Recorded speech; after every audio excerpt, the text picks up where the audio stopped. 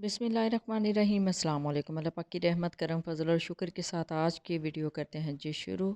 आज की इस वीडियो में हम बनाएंगे रेस्टोरेंट स्टाइल चरगा, वो भी घर में एयर फ्रायर में। तो बिल्कुल रेस्टोरेंट स्टाइल चरगा घर में किस तरह इजीली आप बना सकते हैं, सारी टिप्स एंड ट्रिक्स आपके साथ शेयर की जाएंगी आज के इस वीडियो में। और चरगे को फुल जूसी और टेंडर कैसे बनाया जाता है ये भी आप सीखेंगे आज के इस वीडियो में। तो चलते हैं जी तैयारी की तरफ। सबसे पहले हम चरगे के लिए चिकन को रेडी करेंगे। तो उसके लिए मैंने एक खुले मुंह वाला बर्तन ले लिया है, उसमें पानी ऐड किया है। पानी में थोड़ा सा नमक ऐड करेंगे, साथ में 2 से 3 टेबलस्पून सफ़ेद सिरका ऐड करेंगे। हाफ़ टी स्पून ये नमक है और इसको अच्छे से मिक्स करेंगे। नॉर्मल टैप वाटर है, ना गर्म है ना ठंडा है। इसमें ऐड करेंगे चरगा। मार्केट से लाने के बाद उसी टाइम आप इसको यूज़ नहीं कर सकते, ये थोड़ा सा मैसी होता है, इसको पहले साफ़ करना पड़ता है। तो इस तरीके से आप इसको साफ़ कर सकते हैं। तकरीबन 15 से 20 मिनट के लिए इसको इसी पानी में डिप रहने देंगे। 15 से 20 मिनट के बाद पानी को रिमूव कर देंगे, ड्रेन कर देंगे और चिकन को अच्छे से वॉश कर लेंगे। अब इसकी मैरिनेशन तैयार करते हैं। मैरिनेट करने से चरगा जो है ना बिल्कुल जूसी बनेगा। तो इसके लिए मैंने लेमन जूस लिया है 3 table spoon. Half tea spoon इसके अंदर जाएगा सुरख मिर्च का पाउडर। 2 टेबल स्पून इसके अंदर जाएगा कॉर्नफ्लोर। पहले अच्छे से कॉर्नफ्लोर को मिक्स करेंगे ताकि इसके अंदर लम्स ना बने। लेमन जूस है, इसी के अंदर कुछ मसाला जात जाएंगे। तो मैरिनेशन हम रेडी कर लेंगे, अच्छे से इसको विस्क कर लेंगे। अब कुछ खुश्क मसाला ज़्यादा मज़ीद इसके अंदर ऐड करेंगे। धनिया पाउडर हाफ़ टी स्पून, काली मिर्च का पाउडर हाफ़ टी स्पून, ज़ीरा powder half tea spoon, yellow food colour 2 चुटकी। अब अच्छे से इन मसाला जात को मिक्स करेंगे। अब इसी पेस्ट के अंदर लहसुन पेस्ट ऐड करेंगे। लहसुन को आप कूट के उसका पेस्ट बना के इसके अंदर ऐड कर लेंगे। 1 टीस्पून जाएगा जी लहसुन पेस्ट। और लहसुन पेस्ट ऐड करने के बाद अच्छे से मिक्स कर देंगे। अब इस मैरिनेशन में लहसुन पेस्ट ऐड कर लिया है तो बहुत अच्छा फ्लेवर आएगा चरगा रेडी होने के बाद। हाफ़ टी स्पून लाल कुटी हुई मिर्च इसके अंदर जाएगी और इसको अच्छे से मिक्स करेंगे। मैरिनेशन अच्छे से रेडी हो गई है और मैरिनेशन को एक साइड पे रखेंगे और चिकन को रेडी करेंगे। चिकन को पहले अच्छे से वॉश कर लिया है। वॉश करने के बाद इसके अंदर कट लगाएंगे, पूरे चिकन में कट्स लगाएंगे, सीने के ऊपर भी और बैक साइड पे भी, और इसके जो लेग्स हैं उसके ऊपर भी, थाइस के ऊपर भी। सीने के ऊपर कट्स लग चुके हैं। अब ये लेग्स हैं, इनके ऊपर भी थोड़ा सा कट लगा देंगे ताकि मैरिनेशन जो है वो अच्छे से सारे चिकन में ऐड हो जाए। जब चिकन अच्छे से मैरिनेट हो जाता है ना तो बहुत अच्छा जूसी चरगा रेडी होता है। इसको कट्स लगाने के बाद अच्छे से मैरिनेट करना है। आप मैरिनेट करने के बाद तकरीबन 2 घंटे तक वेट कर सकते हैं। इसको फ्रिज में रख दें और उसके बाद इसको यूज़ करें। अब यहाँ पे गलती यही की जाती है कि डायरेक्ट मैरिनेट करके इसको कुक कर लिया जाता है, तो उससे जो चरगा है वो जूसी नहीं बनता, फ्लफ़ी नहीं बनता। दूसरी साइडों पे भी कट लगा लिए हैं और कट लगाने के बाद देखें कंप्लीट चिकन को हमने कट लगा लिए हैं और बाजुओं के ऊपर भी कट लगा लेंगे। टोटली चिकन को कट्स लग चुके हैं। अब इसको करते हैं जी मैरिनेट। अब ये जो बैटर रेडी किया था इसमें चिकन को ऐड करेंगे। चिकन को ऐड करने के बाद अब मैरिनेशन की बारी है, तो मैरिनेट हम करके रख देंगे अभी 2 घंटे के लिए। आप चाहें तो ओवरनाइट भी इसको मैरिनेट कर सकते हैं। ओवरनाइट मैरिनेट करने से बहुत अच्छा इसका टेस्ट होगा। देखिए मसाला अच्छे से फिल करना है इन कट्स के अंदर और अच्छे से सारे चिकन को अंदर और बाहर से मसाला लगा देंगे। मसाला कोट करने के बाद एक और ज़रूरी पार्ट है, वो आपने मिस नहीं करना। इसके जो लेग्स हैं उनको थ्रेड की मदद से बांध देना है, क्योंकि अगर आप इस तरह चरखे को बांधेंगे नहीं तो फिर बाद में ये पकने के बाद इसकी जो लेग्स हैं ये वो साथ से उतर जाती हैं। सो इसी वजह से चिकन की लेग्स को अच्छे से बांध देना है। ये एक जगह पे बहुत अच्छे से स्टिल रहेगा।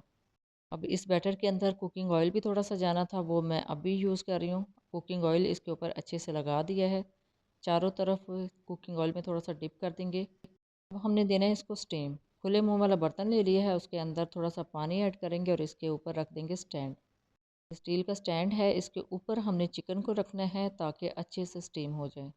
आंच दरमियानी रखनी है और दरमियानी आंच पे हमने इसको स्टीम देना है। कवर ऊपर से लगा देंगे और कवर लगाने के बाद इसको हमने 10 मिनट के लिए स्टीम करना है एक साइड से।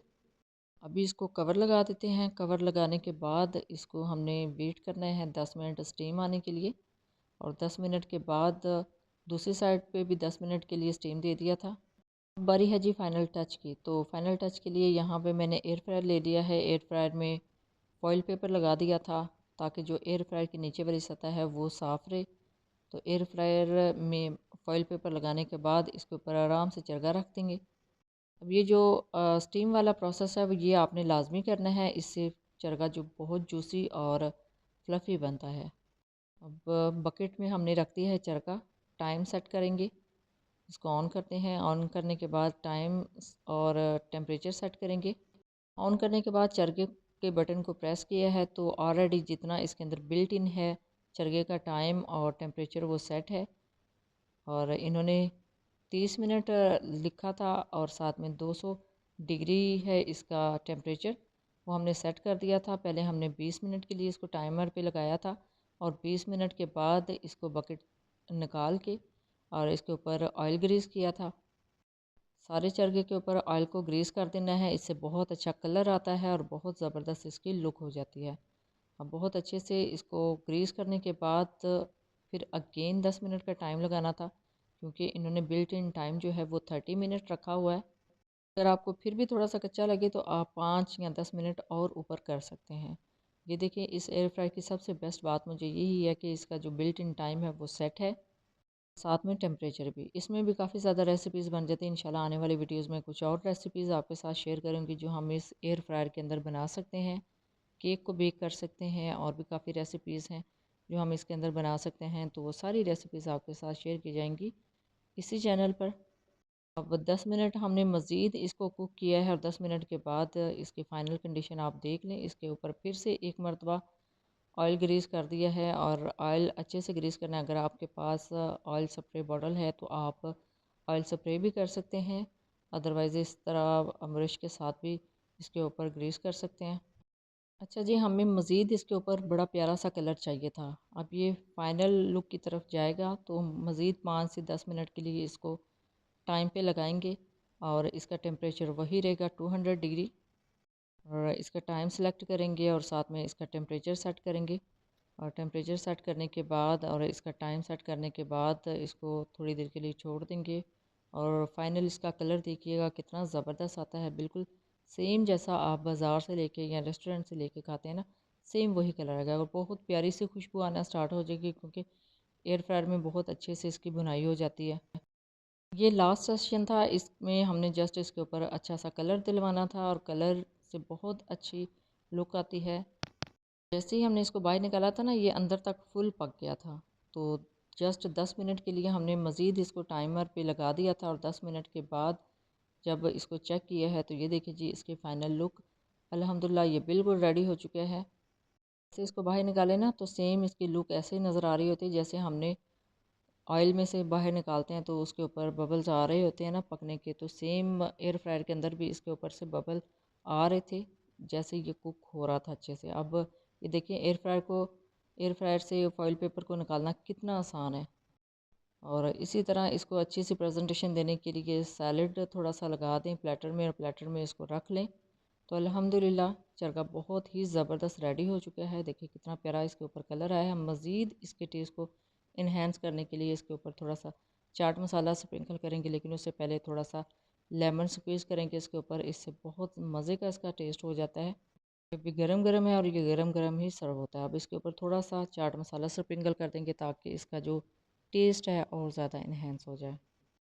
सो ये थी जी आज की रेसिपी जो हमने आपके साथ शेयर की है एयर फ्रायर में। इंशाल्लाह आने वाली वीडियोज़ में काफ़ी ज़्यादा रेसिपीज़ शेयर की जाएंगी इसी एयर फ्रायर को यूज़ करते हुए। इसके अलावा OTG की भी रेसिपीज़ इसी चैनल पे आने वाली हैं। OTG की अनबॉक्सिंग की वीडियो मैंने आपके साथ शेयर कर दी है और उसके अंदर केक को कैसे बेक करना है ये वीडियो भी शेयर कर दी है, आप देखिएगा वो भी। और ये देखिए जी इसको चेक करते हैं और ये बहुत ज़्यादा सॉफ्ट, बहुत ज़्यादा फ्लफी और बहुत ज़्यादा जूसी बना है। तो ये थी जी आज की रेसिपी। आई होप आपके लिए काफ़ी ज़्यादा इंफॉर्मेटिव रही होगी। जब भी बनाएं अपना फीडबैक ज़रूर दीजिएगा, दुआ में ज़रूर याद रखिएगा। अल्लाह हाफ़िज़, थैंक्स फॉर वॉचिंग।